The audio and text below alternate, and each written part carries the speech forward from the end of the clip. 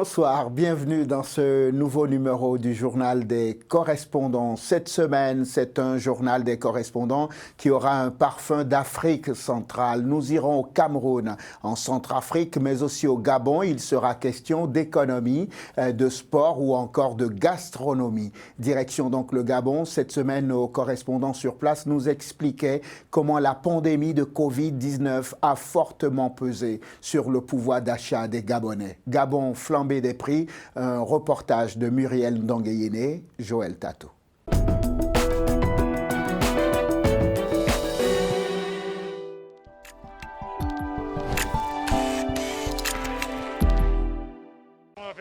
À Libreville et dans d'autres grandes villes du Gabon, emprunter les transports en commun devient un luxe. Solliciter les services d'un taxi ou un transporteur périurbain commande aux passagers de débourser un peu plus d'argent que d'habitude pour les mêmes trajets. Pour d'aucuns, les restrictions imposées par le gouvernement dans ce secteur dans le cadre de la lutte contre la propagation du Covid seraient la résultante de ce fait. Un trajet qui allait de 100 francs est déjà à 300 francs. De 200, c'est déjà à 600 francs. C'est organisé entre les taximans et les policiers. Parce que je me souviens bien, je ne sais pas si j'étais le seul qui avait regardé le journal, quand nos autorités ont dit les taximans n'ont pas le droit d'augmenter les prix. Mais les policiers regardent, observent, ne font rien parce qu'ils sont corrompus. Effectivement, ça a augmenté, tout le monde souffre à cause de ça. Vraiment, c'est compliqué, on n'a pas le choix, sinon, comme c'est la maladie, sinon vraiment, le transport est vraiment augmenté parce que les pauvres aussi souffrent, c'est difficile. Tout le monde se plaint en fait. Même son de cloche pour ce qui concerne les denrées alimentaires, l'huile de cuisine locale, la volaille, le poisson, le sucre et le lait et même les légumes ont perdu du volume. Les prix ont augmenté de 100 à plus de 300 francs CFA sans qu'aucune raison officielle ne soit donnée aux populations. Chacun va de ses suppositions et parmi les plus récurrentes, la fermeture des frontières terrestres décidée par le gouvernement il y a quelques semaines et les transports devenus de plus en plus coûteux. Tout coûte cher maintenant, tout ce qui était un moment à un prix bas, tout est élevé, tout est vraiment monté, on ne sait pas. Les frontières sont fermées et puis il y a certains produits qui n'arrivent plus à arriver, voilà. Donc c'est ça quoi. Je crois qu'ils travaillent avec ceux qui ont la réserve qu'ils ont ici, là, ils sont obligés de monter les prix. Si on libère les routes, vous voyez, non? La marchandise va recommencer à passer. Qu'est-ce que nous, pauvres commerçants, qu'est-ce qu'on peut faire? Actuellement, on a trop de taxes et les routes sont barrées, le transport, tout est devenu cher. Décidément, le coronavirus continue d'affecter les populations gabonaises et le souhait de plusieurs est la levée définitive de toutes les restrictions, un vœu qui est sur toutes les lèvres pour une vie revenue à la normale sans Covid. Économie toujours, cette semaine aussi, on a parlé de la reprise de l'activité économique sur le corridor Douala-Bangui, essentiel pour les activités de l'import-export, l'approvisionnement de la capitale centrafricaine en marchandises et la constitution des recettes douanières a fait l'objet d'un blocus pendant 2 mois par des groupes armés. Reportage Cyril Nguidjoy, Harley de Bouandébé.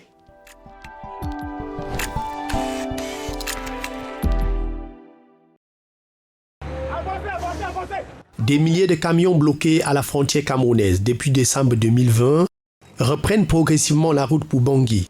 Par vagues, les convois sont escortés par des casques bleus et un important appui aérien. La situation se décante peu à peu au fur et à mesure que l'armée régulière récupère les villes autrefois assiégées par des rebelles de la CPC le long du corridor. Malgré cette reprise d'activité, les problèmes de transport restent légion. Depuis des années, les transporteurs évoluant sur l'itinéraire dénoncent entre autres les délais de passage au port de Douala, la multiplication des taxes ainsi que les tracasseries policières et douanières. Réunis à Yaoundé pour trouver des solutions aux problèmes des transporteurs, les ministres des Transports de la RCA et du Cameroun, accompagnés des directeurs généraux des douanes des deux pays, sont finalement tombés d'accord sur la suspension et l'allègement de certaines taxes qui jusqu'ici asphyxiaient le transport sur le corridor. Avant la séance de travail conjointe des ministres des Transports des deux pays, Paul Biya, président camerounais, recevait en audience la ministre des Affaires étrangères des RCA, porteuse du message et de la voix du chef de l'État centrafricain. En termes d'échanges économiques et d'échanges commerciaux avec la République du Cameroun, des échanges riches l'axe vital de la République centrafricaine et notamment justement le corridor qui relie le Cameroun à la capitale centrafricaine. Donc il était important pour le président Touadéra de présenter l'ensemble de la situation aujourd'hui à son frère, et d'autant plus que les initiatives de nos organisations sous-régionales nécessitent que l'ensemble des États membres soient impliqués, et pour cela qu'ils soient aussi au fait de la situation. La situation en République centrafricaine est une menace pour toute la région, en particulier le Cameroun, qui a toujours été un fort soutien pour la RCA, notamment à travers sa composante MINUSCA, l'opération de maintien de la paix des Nations Unies. Le Mali est aussi au menu de ce journal des correspondants. Il est question de l'économie malienne portée à bout de bras par des opérateurs économiques audacieux et innovants. Ratcom Barry.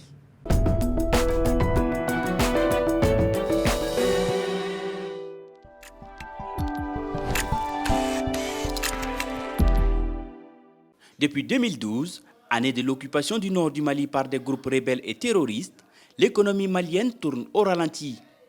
Les risques sécuritaires élevés ont fait fuir les investisseurs vers d'autres pays. En 2020, la maladie à coronavirus aux conséquences multiples est venue aggraver la situation. Avec les mesures sanitaires qui limitent les déplacements, certains n'ont pas tardé à trouver des astuces pour ne pas fermer boutique. Chaque situation, on trouve des solutions. C'est-à-dire, quelque part, c'est les difficultés qui nous amènent à réfléchir. Donc, chez nous, le coronavirus nous a amenés à réfléchir, à vraiment trouver d'autres alternatives pour dépasser nos limites afin de résister à cette période. Donc, quelque chose de malheur, on dit deux fois, est bon. Bon, c'est vrai qu'il y a eu beaucoup de victimes, voilà, nous, on ne se réjouit pas de cela. Mais ce qu'il faut dire, c'est que ça nous a amené aujourd'hui à réinventer notre système de travail. Avec les livraisons, donc, on part vers le client. Aujourd'hui, il y a beaucoup de clients qui ne se déplacent pas, il y a beaucoup de limitations. Alors nous avons transformé ça en une opportunité qui nous permet aujourd'hui de partir vers le client pour le livrer ses produits. Moussa Sylvain Diakité, exportateur de mangue, lui avait du mal à s'approvisionner en emballage en carton. Pour parer aux difficultés d'approvisionnement et les lenteurs de livraison de ses fournisseurs, il installe à Kamalé, à 35 km de Bamako, la capitale, une usine de cartonnerie. Aujourd'hui, sa production de carton profite à une bonne partie de l'industrie malienne, confrontée à la fermeture des frontières. Entre le délai de commande et la fabrication et la livraison sur le Mali, je parle de nos matières premières par rapport à la cartonnerie, il faut au moins 4 à 5 mois. Donc pour ne pas tomber en rupture, nous sommes obligés toujours d'avoir un stock suffisant. Le fait que nous avons un stock suffisant, l'illustration parfaite, pendant les coups d'État, les frontières étaient fermées par la CEDEAO a mis de l'embargo sur le Mali. Et nul n'était l'existence de notre usine. Il y a beaucoup d'industries qui allaient avoir des problèmes en termes de manufacture de carton. La situation actuelle du Mali ne fait que jeter le flou sur l'avenir de ces grands pays au cœur de l'Afrique. Un pays dont l'économie chancelante est portée à bout de bras par des entrepreneurs qui refusent la fatalité. Notre tour des correspondants s'achève au Cameroun. Il sera question de l'ascension du mont Cameroun, mais on commence avec un reportage consacré à un chef pâtissier qui ne manque pas d'imagination. Reportage sur place de nos correspondants locaux, Chimène Baleba, Hervé Ndumbeng et Cyrine Guidjoy.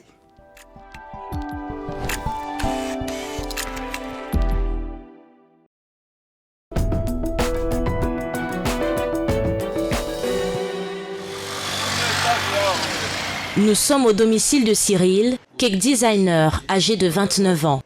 Son atelier de cuisine est plutôt semblable à celui d'un peintre. Pinceau, tapis, couleurs. L'artiste boulanger est suffisamment équipé pour servir à ses clients la copie authentique de leurs commandes. Les gâteaux à thème sont les gâteaux qu'on travaille plus avec du fondant. Ouais, avec du fondant pour donner vraiment l'aspect réel de l'objet. Donc pour sculpter un gâteau, il faut d'abord déjà être quelqu'un qui dessine beaucoup, parce que moi c'est aussi un don aussi, je dessine beaucoup. Aujourd'hui, Cyril devra produire un gâteau décoré d'une image de la Reine des Neiges à l'occasion d'un anniversaire. Pour le faire, il faut environ 2 jours, Son travail, Cyril le fait avec minutie et précision. Il est surtout sensible aux détails. J'ai commencé à pâtisser dans la cuisine de ma maman. Ma maman se plaignait à tout moment que c'est même comment je ne peux plus mettre mes tomates dans mon frigo parce que tu viens mettre les gâteaux et en plus tu condamnes mon frigo. C'est là où j'ai commencé à chercher un petit local avec mes petits moyens. Où nous sommes là maintenant, ce n'était pas comme ça que c'était avant. C'était vraiment un local de débutants, quoi. Cyril réalise son premier gâteau à l'âge de 10 ans, ce qui marque le début de son histoire avec le cake design. Après une formation en gestion hôtelière, il crée sa propre maison, Main d'Ange, en 2013. Grâce à son talent, il reçoit aujourd'hui des commandes des hautes personnalités. Je faisais souvent 2 gâteaux par semaine, 1 gâteau par semaine, 3 gâteaux par semaine. Au fur et à mesure, ça montait 4 gâteaux, 5 gâteaux, 6 gâteaux. Et maintenant, il y a les gâteaux même que je ne fais même pas. Je peux faire peut-être 3 gâteaux par semaine, mais ça paye le prix de 10 gâteaux. Ses chefs-d'œuvre ont conquis plus de 80 000 followers sur sa page Facebook. Pour transmettre son savoir, il forme et emploie également une dizaine de jeunes. Son maître mot, la patience. Vous allez voir, quelqu'un ouvre quelque chose, après 1 mois, il a fermé. Parce qu'il s'attendait que quand il va ouvrir ça, tout le Cameroun ou toute l'Afrique allait seulement entrer faire les achats. Il ne savait pas que c'est petit à petit qu'on construit son nid. Et si l'activité devient de plus en plus vulgarisée, Cyril dit faire la différence en alliant goût et esthétique.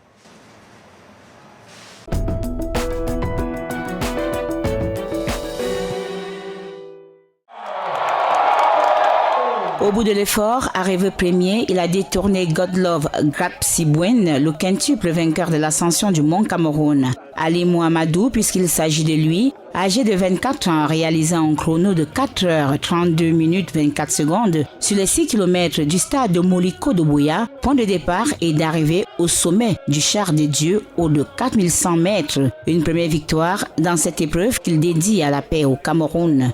Quand tous sont au Cameroun, tous parlent tous. Tu es un bon Camerounais. Ce n'est pas pour langue, on dit comment qu'on a commencé l'indépendant, quoi. Non.